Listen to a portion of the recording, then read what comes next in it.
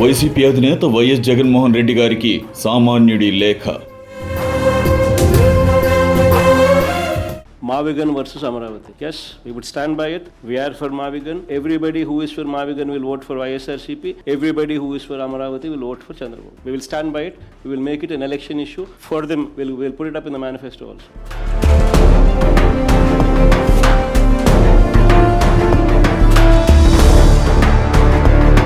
జగన్ గారు ఆలోచించన్నారో అనాలోచితంగా అన్నారో 2029 ఎన్నికలు మావిగన్ వర్సెస్ అమరావతి ఎజెండాగా జరుగుతాయని మీరన్నారు. దీంతో ముందు అయోమయంలో పడింది మీ సొంత మీడియా సంస్థలు, ఆ తర్వాత మీ పార్టీలో అగ్రనాయకులు. చాలాసేపటి వరకు మీరేం చెప్పారో అర్థం కాలేదు. అర్థమయ్యే జుట్టు పీక్కునేటప్పటికీ చాలా సమయం గడిచిపోయింది. ఇప్పుడు ఇక వెనక్కు వెళ్లలేని పరిస్థితి ఏర్పడింది. మళ్ళీ మావిగన్ గోలంటి జగన్ గారు.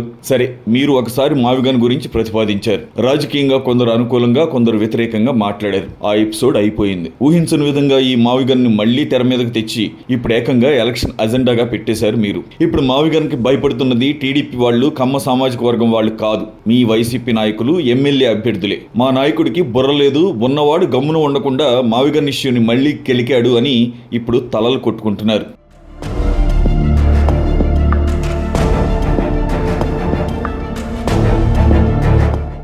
2 ఏళ్లు నిండిన ఏపీ కూటమి సర్కారుపై ప్రజల్లో ఇప్పుడిప్పుడే వ్యతిరేకత పెరుగుతోంది. ఎమ్మెల్యేల అవినీతి, ఇసుక మట్టి దోపిడీ, అర్థం లేని అరెస్టులు, అమరావతిపై లక్షల కోట్ల ఖర్చు, చంద్రబాబు ఓవర్ పబ్లిసిటీ, పడిపోతున్న పవన్ కళ్యాణ్ గ్రాఫ్, కూటమికి దూరం అవుతున్న కాపులు, ఇవన్నీ కలిసి ఏపీలో చంద్రబాబు సర్కార్ గ్రాఫ్ క్రమంగా పడిపోతోంది. వైసీపీకి ఎంతో కొంత ఆశలు పెరుగుతున్నాయి. మళ్లీ బతికి బట్ట కట్టగలం అని లీడర్లలో, కేడర్లో ఇప్పుడిప్పుడే ఆశలు చిగురుస్తున్నాయి. మీ మావిగన్ దెబ్బకి ఒక్కసారిగా వైసీపీ కార్యకర్త ఆశలన్నీ కుప్పకూలాయి.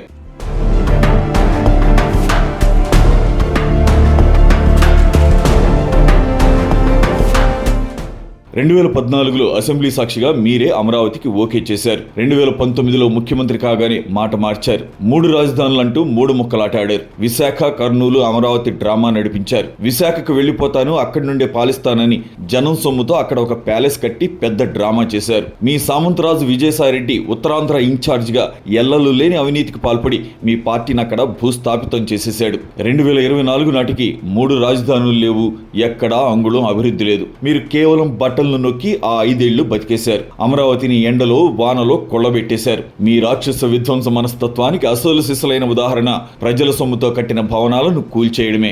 జగన్ గారు, అమరావతి అయినా, విశాఖలో కట్టిన మీ ప్యాలెస్ అయినా అన్ని జనం సొమ్మేనండి. జనం రక్తమాంసాలు ట్యాక్సులుగా కట్టినవేనండి. ప్రజల ఆస్తుల్ని తాకట్టుగా పెట్టి మీరు తెచ్చిన అప్పులేనండి.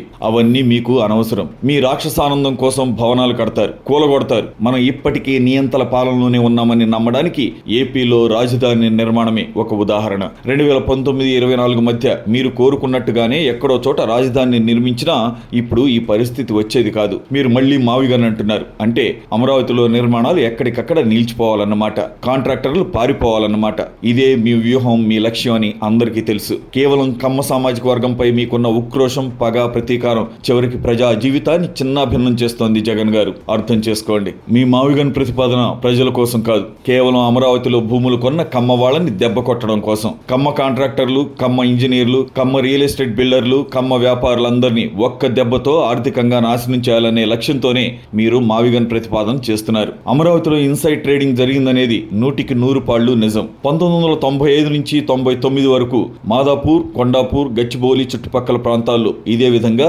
ఒకే సామాజిక వర్గం భూములను ముందుగా కొని రియల్ ఎస్టేట్ వ్యాపారాలు చేశారు. అదంతా ఆనాడు చంద్రబాబు కనుసన్నల్లోనే జరిగింది. సొంత సామాజిక వర్గం వాళ్ళని ఆర్థికంగా బలోపేతం చేయడం ద్వారా తన రాజకీయాన్ని మరింత శక్తివంతంగా తయారు చేసుకునే పనిలో చంద్రబాబు నాయుడు హైటెక్ సిటీ కట్టడానికి ముందే అక్కడ భూములు కొనిపించాడని, ఆ రియల్టర్లే ఈ రోజుకి అక్కడ తమ హవా నడిపిస్తున్నారని అందరికీ తెలుసు. అమరావతిలోనూ అదే చేశారని తెలుసు. కానీ ఇప్పటికే అమరావతి 50% పనులు పూర్తయ్యాయి. ఎమ్మెల్యేల, మంత్రుల క్వార్టర్స్ అన్ని సిద్ధమైపోయాయి. క్వాంటమ్ వ్యాలీతో సహా అధికార భవనాలు కూడా రెడీ అయ్యాయి. ఇలాంటి సమయంలో నేను అధికారులకు వస్తే మళ్లీ మావిగన్ ప్రతిపాదన అమలు చేస్తాను, మచిలీపట్నం, విజయవాడ, గుంటూరు మధ్య రాజధాని నిర్మిస్తానని మీరిప్పుడు ప్రతిపాదించడం ఎంత దుర్మార్గం, ఎంత అమానుషం.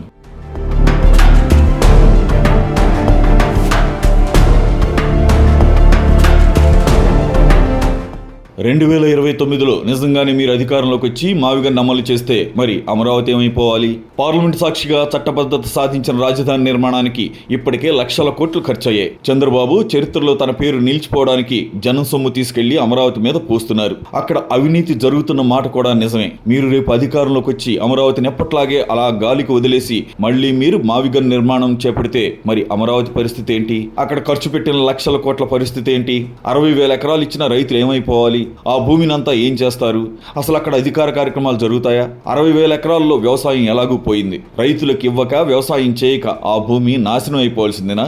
ఆ భూమిని నమ్ముకున్న వేలాది మంది రైతులు ఆత్మహత్య చేసుకోవాల్సిందేనా? రెడ్డి కమ్మ సామాజిక వర్గాలు, వైసీపీ టీడీపీ రాజకీయ పార్టీలు ఆడుతున్న ఈ రాజధాని వికృత క్రీడలో ప్రజలు రైతులు ఎందుకు బలైపోవాలి సార్? చెప్పండి.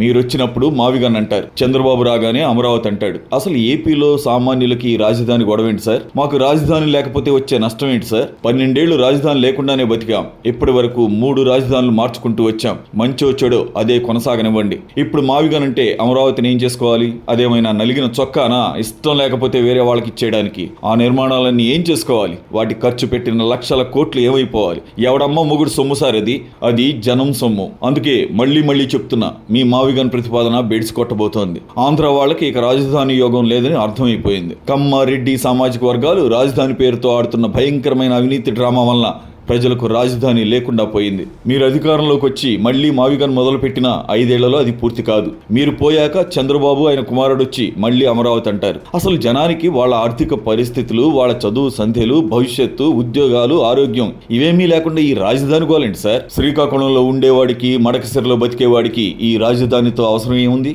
మావిగన్ ప్రతిపాదన మీ మెడకే తాచుపాములా చుట్టుకుపోతోంది. ఇప్పుడిప్పుడే మీపై వస్తున్న సానుకూలత మొత్తం పోయే ప్రమాదం ఉంది. మావిగన్ ప్రతిపాదన వల్ల నష్టపోయేది చంద్రబాబు కాదు, మీరొచ్చి మళ్లీ రాజధాని కంపు చేస్తారని డౌట్ ప్రజలకు వచ్చిందా? మిమ్మల్ని అధికారంలోకి రానివ్వరు. మంచోడో చెడ్డోడో చంద్రబాబు ఉండాలని, మంచిదో పుచ్చుదో అమరావతి రాజధానిగా కొనసాగాలని జనం కోరుకుంటే కనుక మరోసారి మీరు, మీ వైసీపీ పార్టీ అధికారానికి దూరం అయిపోతారు. ఈ ఆలోచన నాది మాత్రమే కాదు, ఏపీలో పొలిటికల్ లీడర్లది, సామాన్య ప్రజలది కూడా. ఆలోచించుకోండి. ఇట్లు మీ సామాన్యుడు.